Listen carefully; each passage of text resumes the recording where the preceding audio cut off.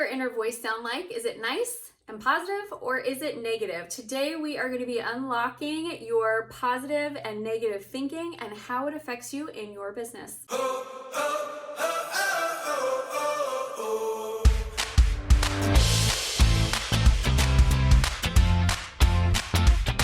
Hi, I'm Amy Walker and I am a client acquisition specialist. I help you find the simplest, most effective way to consistently find your dream clients. And today we are talking about positive mindset versus negative mindset and how that impacts your business, particularly your client acquisition. So today I'm going to do three things in this video. First, I'm going to teach you about the thought process cycle and how disruptive it can be in our business if it's going on the negative track, but also how powerful it can be for our business if it's going on the positive side. This was a game changer for me in my business, and so I'll tell you a little bit about that story of how I went from struggling entrepreneur into really successful entrepreneur in a very short window of time by focusing on this. And then I'm going to give you 5 tools that you can use to help shift your mindset out of negative thinking and into something that's more positive, that's going to be more impactful and really be an asset for you in closing more deals and getting new clients. If you are new to the channel, subscribe. It's a party. We release new content 3 times a week, and we have some great resources for you to help you get more of your dream client and grow your business. So hit the subscribe button, and then also make sure you hit the bell notification so you can get notified every time we release new content. Okay, let's jump into this mindset cycle. So there are 4 different things that create our actions. So the first is we have thoughts.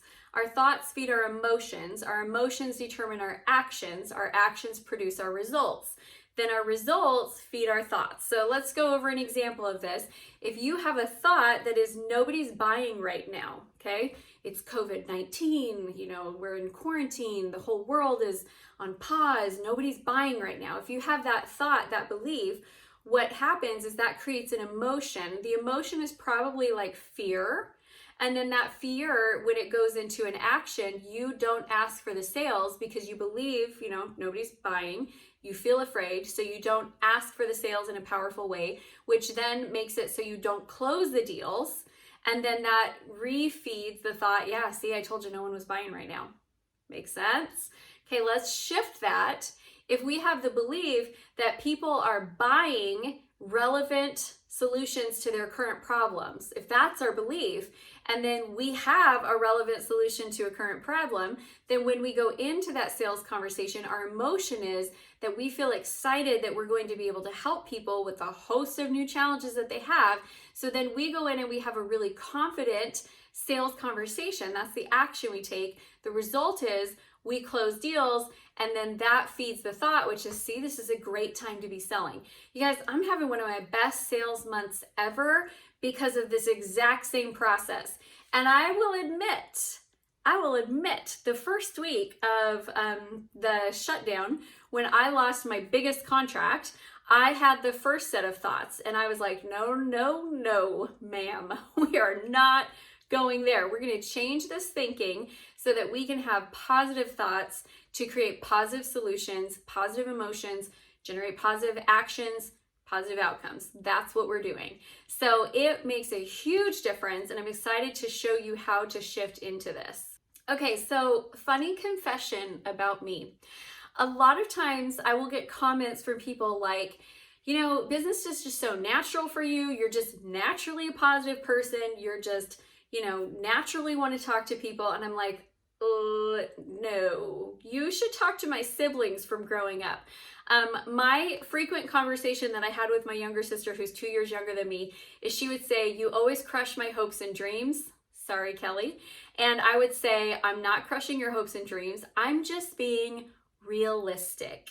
So my natural go-to tendency of my brain, like the initial programming, is to find something that's negative, tell myself that it's real, operate off of that, and then find evidence everywhere in the world that that belief system is true.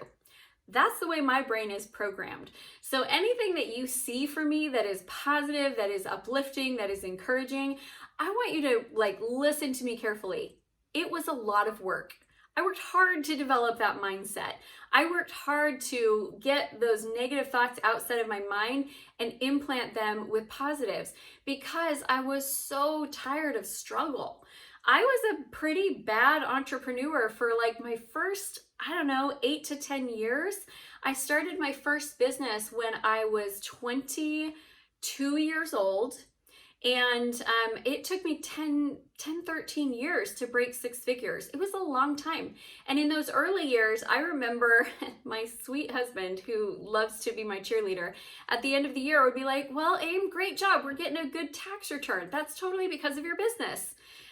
The reality translation, my business had lost money, and so we were getting extra money back from the government because my business had lost money. I was claiming losses every single year in the early years. So I went from, years and years and years of this proven track record of like, I work hard, I get less than everybody else for the same amount of effort, and really just barely like getting to that tipping point of even having a business, like barely scraping in at 50,000 a year. And I was at that place for a long time. And then all of a sudden it took this like massive jump in a short period of time. So I went from, our family could barely make ends meet and pay our bills. I should clarify as well.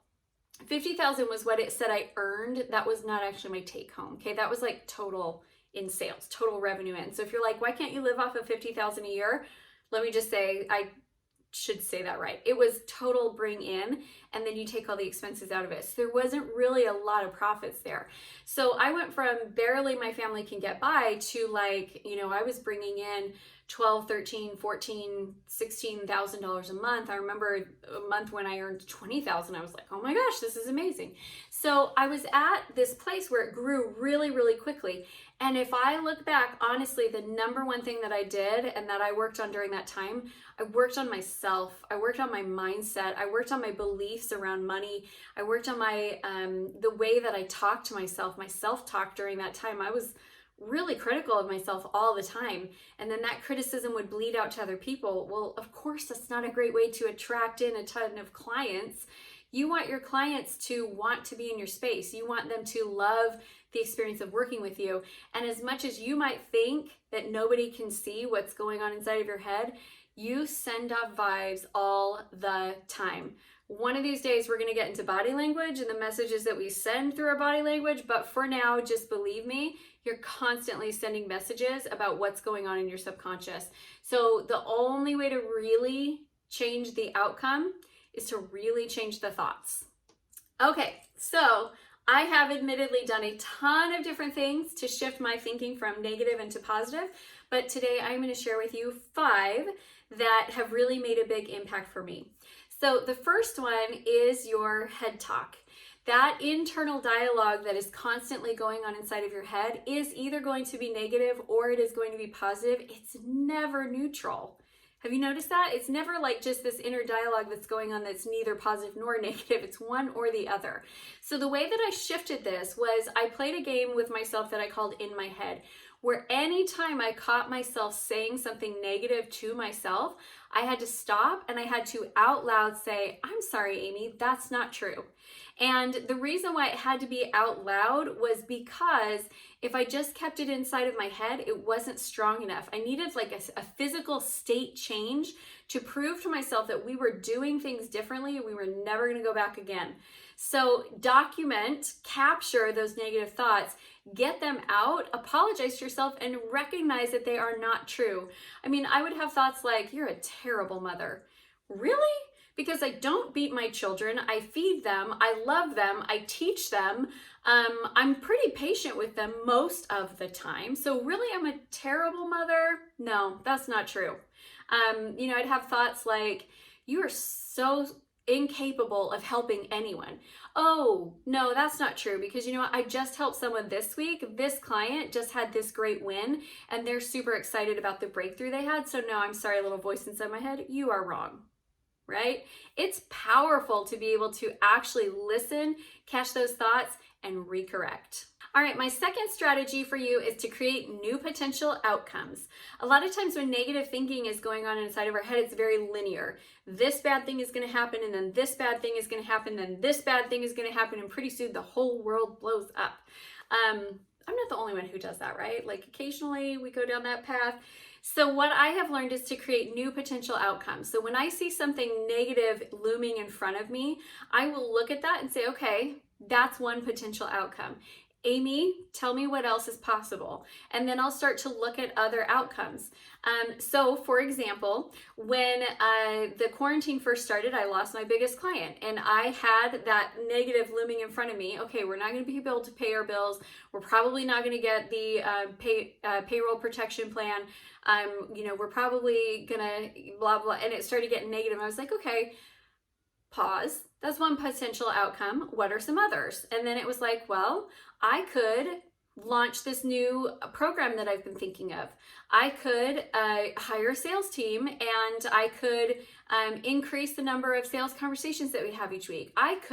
And so I started filling all of these possibilities up in front of me until the point where you see that like the reality of it, being negative, it could be, but it could be so many other amazing things.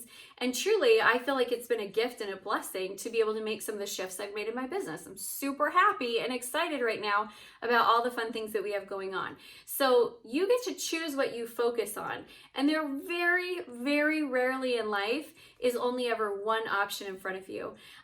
I just launched a new podcast with a really good friend of mine, Dr. Monica Ogando, and she tells the story when she got diagnosed with stage 4 cancer and went in to talk to her pastor, and her pastor said, I just need to know what conversation we're having. Are we having the one where you're preparing to die, or are we having the one where you're preparing to live? So even in that situation where the doctors are telling her, listen, your chances aren't very good, and here she is, 20 years later, completely healthy, completely cured, and not having gone back into, cancer again. So it's such a great gift to be able to see the possibilities in front of you. All right, number 3 is morning and evening routines. I can't manage being positive 24/7. It's just, I get tired and grumpy sometimes.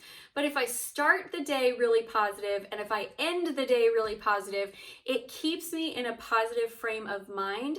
So I spend some time in the morning, really programming my thoughts and getting everything on track there. And then before I go to bed as well, making sure that I'm setting intentions and ending my day on a positive note instead of beating myself up for all the stuff I didn't get done, because then that carries with you all throughout the night. So if I can get those 2 areas working well, I stay pretty positive. Okay, tip number 4 is to forgive faster.